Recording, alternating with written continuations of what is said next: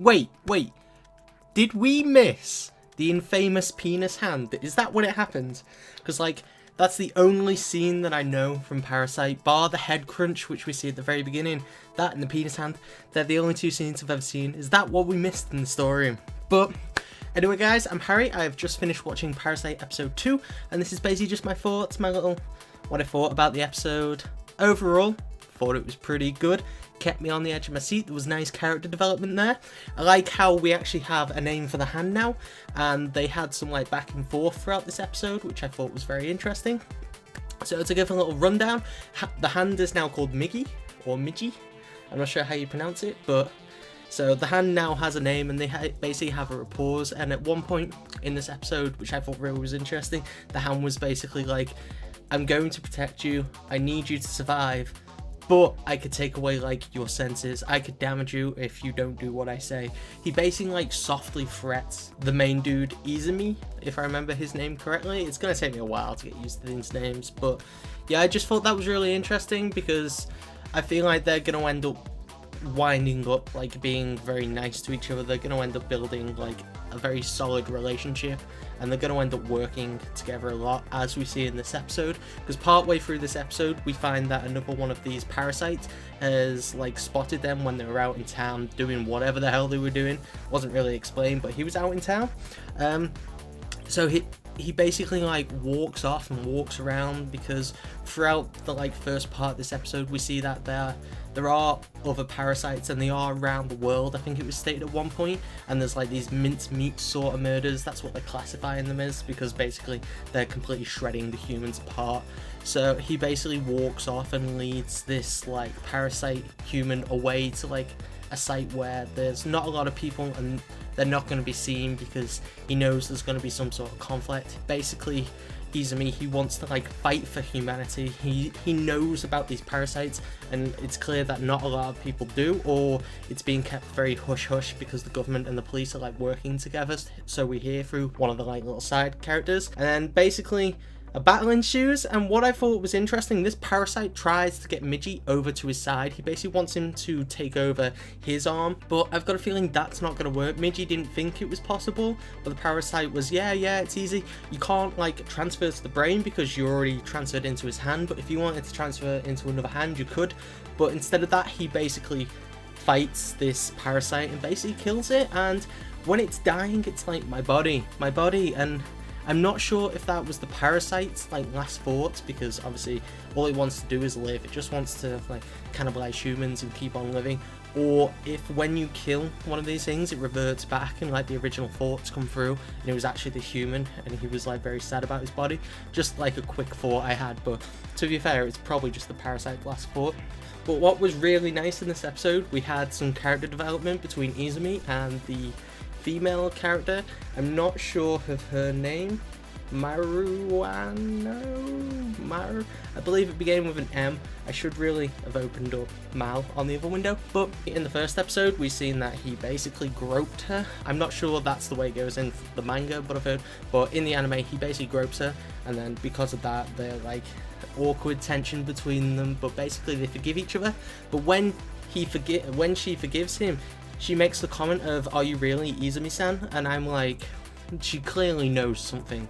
And then later they end up going on a date as part of like the forgiveness treatment. It's like she was like, "Ooh, buy me pancakes and I'll forgive you." She clearly just likes the guy and they like each other. So there's definitely going to be progression through that throughout the season, especially with the clip in the opening, which I'm not going to say just in case you don't pay attention to the opening.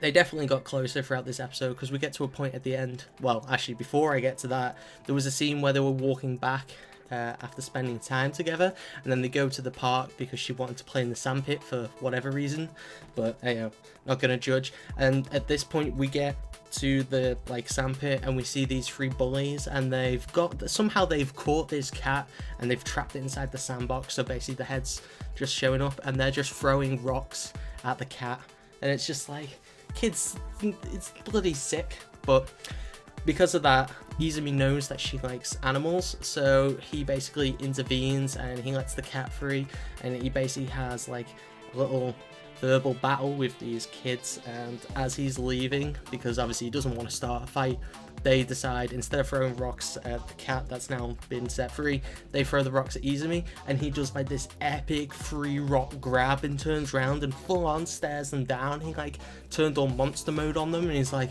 do you want me to eat you? And they like full on run away, scared out their wits. And it's just like, I can't tell if the Parasyte's like tendencies are going through him, because as we've seen in the first episode, the whole thing with at the beginning of the episodes, he hated insects, and then at the end he was completely fine. So maybe this Parasyte's having some sort of like chemical reaction on his brain and he's just actually changing.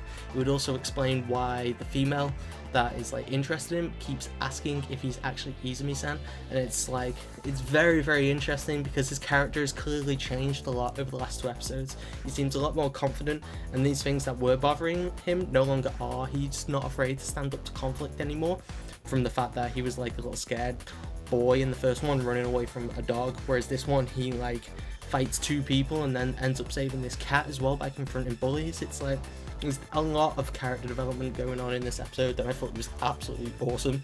And now the final thing which I just want to know is when they're walking home, they basically end up holding hands. So as I was saying, a lot of character development in this. It's proper fast, really fast.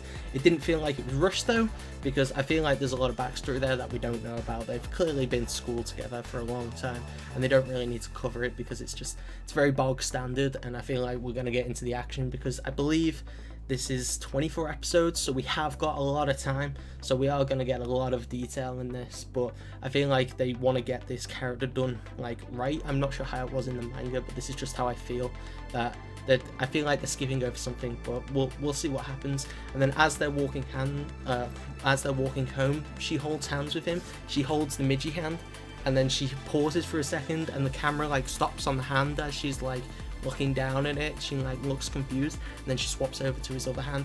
So I'm not sure if she's infected or if she knows something's going on, because it clearly seems like something's bothering her, and I'm not sure what. So it's just been a very, very interesting episode. A lot of progression. The action scenes were great. The progression was great. Migi's got a bloody name, and that penis scene just there, I'm assuming it was the penis scene. I will have to read the manga at some point, but I want to watch the series first because it's really gripping. And I know that a lot of people don't really like the music in this. I think it fits perfectly. It's this like whole dubstep vibe. It works great for me. I enjoy it. Works well with the theme and the fights. Overall, really, really enjoyable episode. I'd give this a solid 9 out of 10. I thought it was great because it had me hooked for the entire thing. We had a lot of progression, and that's what I like. I like to see character progression. Like, even though it's very subtle and very fast, and a lot of things are moving forward, we're getting the information we need. And there was 2 people introduced at the end as well, standing like naked in a hotel room looking at the landscape. They're clearly going to come into it in next week or whatever, but we'll get into that next week when it comes on. Anyway, I've been Harry. Be sure to like, comment, subscribe, and all that great stuff. Let me know in the comments below on what you thought about this episode. 9 out of 10. Great episode. I'll see you soon. Goodbye.